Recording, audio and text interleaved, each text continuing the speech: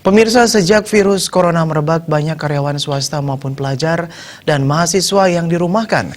Demikian juga dengan Kerama Bali yang merantau bekerja di luar daerah, cukup banyak juga yang dirumahkan. Sejumlah kerabat Bali yang merantau di luar Bali memilih untuk tetap bertahan di wilayahnya masing-masing karena tak ingin keluarganya resah. Seperti halnya salah seorang karyawan swasta dari kota negara yang bekerja di Jawa Timur. Dirinya mengaku tak ingin pulang kampung karena tak mau membuat keluarganya resah di rumah. Selain itu, dia masih ada peluang lain untuk mengais rezeki walau ada wabah virus corona.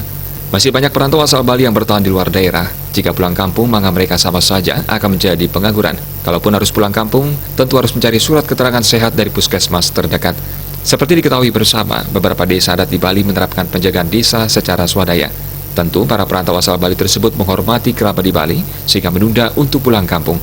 Sebelumnya, Gubernur Bali Wayan Koster menginstruksikan Bupati Wali Kota agar bersinergi dengan aparat keamanan setempat guna mencegah penyebaran virus corona. Selain itu, pihaknya juga mengimbau bagi warga Bali yang tinggal di luar Bali agar tidak pulang ke Bali selama pandemi. Denpos melaporkan.